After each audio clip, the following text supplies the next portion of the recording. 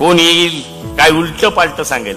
कारण उलट पालट कोणाच्या बाबतीत सांगतील. आता सुरुवात माझी केली, मला असं आता निशाण्यावर धरलंय. पण मी आमच्या चॅनलवाले मित्रांना सुद्धा सांगेल, थोडस काही तुम्हाला जर कुठून काही कमी पडलं, कमी मिळालं मटेरियल, तर तुम्ही कधीही या मारा, मी तुम्हाला उपलब्ध करून देईल.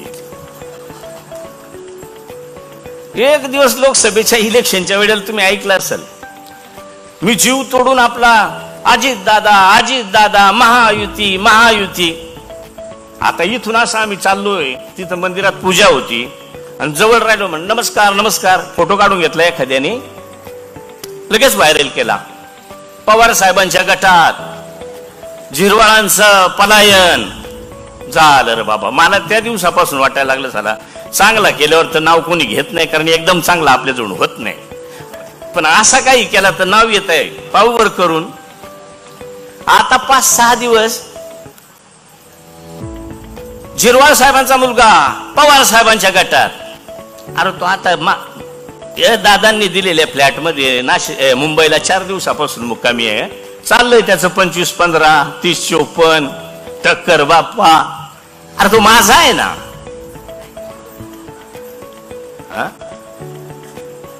त्याला व्हायचं असेल आमदार तर मी दादाला सांगेल, दादा मी थांबून घेतो, आता मला बरेच दिवस झालेत, त्याला तिथं आमदार करू. पण काय म्हणून द्यायची घराघरात लावून, पण लागणार नाही. कितीही प्रयत्न करा, माझ्या म्हातारीवर माझा विश्वास आहे. अजूनही म्हातारीच्या पुढे त्यांची दोघांची टप्पर नाही. त्यांनी करून पावा, कारण म्हातारीला म्हातारीची गरज आहे. त्यांचं तर आहेच भाऊ भविष्यात, पण मी आहे तोपर्यंत माझीच गरज आहे ना.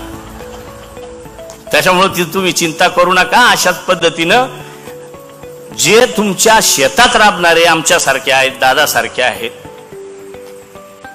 पण मी एक पाहत असतो, ऐन वेळेला माणूस भुलतो. कारण आता जे राबतात ना ते मागतात.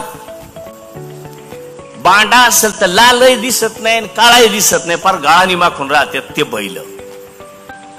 नंदीवाला सकाळीच उठला ना तो आंघळत नाही, 4-4, 5-5 दिवस नदीवाला आंघळत नाही. पण बैल बाकी धुवून सून एकदम कलर मारून, शिंगांना कलर मारून आणतो, कारण त्याला त्याच्यावर जगायचं आहे. आणि मग दारात आला, डुबडुब वाजवला का तुम्ही लगेच सुपडा भरला का तोंडाला लावायचं. बरं त्याला तोंडाला लावा, त्याचे पाया पडा, तो बैलच आहे. पण तो 5 दिवसापासून आंघळेल नाही, त्याचे आडवा पुढून पाया पडायला तुम्ही चुकत नाही. याच्यात जर खोटा असेल तर मी आता तुमची माफी मागून खाली उतरून जातो. खरं आहे का नाही? आणि त्याच जर वाळवणार अंगणात घाला आणि गोठ्यातून बैल सोडा तर पहिला सांगतात, ए देवरा घेऊन बस, तोंड टाकल वाळवण्यावर. अरे बाबा त्यांनी पिकवलाय तो तोंड टाकल, त्याच्या तोंडावर सपाटा. आणि हा म्हणून रात्रंदिवस काबाड कष्ट करणारा जे काही तुमच्या बरोबर आतापर्यंत आहेत, भविष्यात राहावेत, याच्यासाठी कोणी काहीही गुगली टाकू द्या. कारण आता सध्या काय त्यांना कळतं मला माहित नाही. कालपासूनच दादा सुरू झालंय. कोरे कागदी बाड नाही का आपल्याकडे लावतात, कोरे कागदी बाड खड्या लावतात भक्ता, तसा कालपासूनच यंदा कोणी सांगितलं झिरवाळ उद्या सुरगाण्यात नाहीत. अरे पण उद्या येतो का नाही त्याच्यानंतर पावा ना. कालच सुरू झाला, झिरवाळ उद्या नाहीत. पण मला वाटायला लागलं आता इथं आहे, 2 दिवस नाहीत याच्यावर माझं नाव आलंय. आता 2-3 दिवस झिरवाळ उपस्थित होते त्याच्यावर माझं 2-3 दिवस. मला काय फरक पडतो. पण गैरसमज तुम्ही मंडळीने करून घेऊ नका. आम्ही आहेत तिथंच राहणार आहेत आणि भविष्यात देखील तिथंच राहू. कारण तुमच्यासाठी जे जे काही म्हणून मागतो आम्ही, हट्ट करतो. मी केलेल्या हट्टांपैकी, भाऊनी केलेल्या हट्टांपैकी आम्ही एकत्रच जात असतो सगळेजण. आम्ही दादांकडे गेल्यावर आदिवासी विभागाला पैसे नाहीत असं म्हणून सांगितलं गेलं होतं. आम्ही सांगितलं दादा आम्हाला काही करून आता पैसेच लागतील, कारण मागे 2 वर्ष कोरोना गेला, त्याच्यात काहीच झालं नाही आमच्याकडून.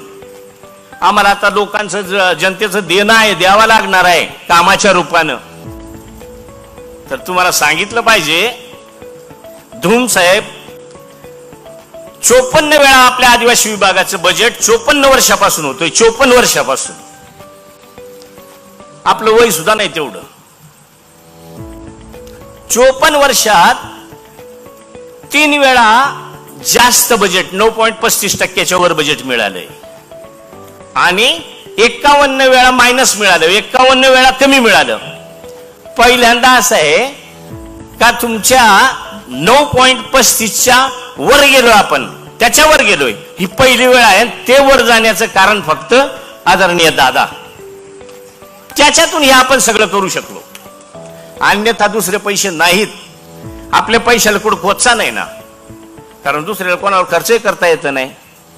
2 गावांचा रस्ता करायचा तर हे गाव आदिवासी पाहिजे, ते गाव आदिवासी पाहिजे, हा कायदा आहे, कानून आहे. त्याच्यामुळे आपल्याला त्याला अडचण येत नाही.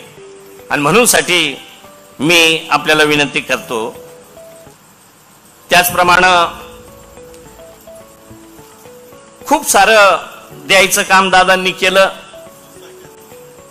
आता परवा आम्ही असाच हट्ट केला का दादा आमच्या, मला वाटतंय जमिनी, मी दादांना त्या दिवशी सांगितलं 13 एकर जमीन आहे, 13 एकर आहेत, पण 10 मोळ्या सुद्धा त्याच्यात करडाच्या होता नाही. पण जमीन किती? 13 एकर. माग एका आमच्या नातेवाईकांनी सांगितलं होतं जमीन सरकारला म्हणून नावावर घेऊन टाक, उगीच माझ्या नावावर राहून त्या संजय गांधी मिळत नाही, कारण उत्पन्नच नाही तर ठेवून काय करायचं. दादांना मी बोललो, एवढा मोठा कर्जबाजारी झालाय आमचा शेतकरी जिल्हा मध्यवर्ती बँकेत. मी आता दादांना आकडेवारी दिलेली आहे सगळी. पुन्हाही दादांनी सांगितलं का याच्यात पुन्हा दुरुस्त्या कर, कारण आपल्या इथून जाणारी माहिती सुद्धा चुकीची मिळते. दादा त्या दिवशी दादांनी मला प्रश्न विचारला होता का गडचिरोलीला जर एवढ्या आदिवासी आहेत तर मग तिथं कर्जच नाही का? थकलेलं कर्ज 0. मला थोडासा पेच पडला. मी लगेच संध्याकाळी दादा फोन केला तिथं एमडीनला, एमडीन माहिती मागितली. म्हटलं साहेब तुम्ही आमच्या लोकांना कर्ज वाटप करत नाही का? तर नाही म्हणे साहेब करतो. तर म्हटलं मग त्यांच्यावर तर कोणावरच कर्ज नाही. नाही म्हणे ज्यांनी घेतलंय ना तर कधीच भरलेलं नाही. अरे किती भरलं नाही ते तर पाठवा. तरी 200-250 कोटी रुपये कर्ज गडचिरोलीचं आहे. आपल्या इथलं काहीतरी 650 कोटीच्या आसपास आपल्या इथलं आहे. सुरगाण्याचं नाही म्हणता बऱ्यापैकी आहे ना, बऱ्यापैकी म्हणजे बरीच मंडळी आपली सांगत नाही, तिकडे येऊन मग आम्हाला सांगते बा आता त्यात ओढून नेणार आहेत, आता त्यात लिलाव करणार आहेत. नेली ना मस्त ओढून जमिनींवर बरेचशा जिल्हा मध्यवर्ती बँकेची नावं लावण्याचा कार्यक्रम चालू झालाय. दादांना आम्ही विनंती केली, दादा काही करा, आमचा माणूस त्याची या सगळ्या प्रॉपर्टीची त्याची सुद्धा जर किंमत काढली तर तेवढ्याला कोणी घेणार नाही, एवढं कर्ज झालंय. दादांनी सांगितलं आपल्याला काही करून त्यांना न्याय द्यायचा आहे, फक्त क्लिअर कट आकडे तुम्ही त्या ठिकाणी मिळवा. निश्चितच जेवढी जास्तीत जास्त करता येईल तेवढी मदत आपण त्या सर्व आदिवासी सभासदांना, आदिवासी शेतकऱ्यांना, थकीत शेतकऱ्यांना त्या ठिकाणी मदत करण्याची भूमिका दादांनी घेतलेली आहे. नवीन घडामोडी पाहण्यासाठी आजच आम्ही मुंबईकर 24 तासला लाईक करा, सबस्क्राईब करा आणि अपडेट रहा.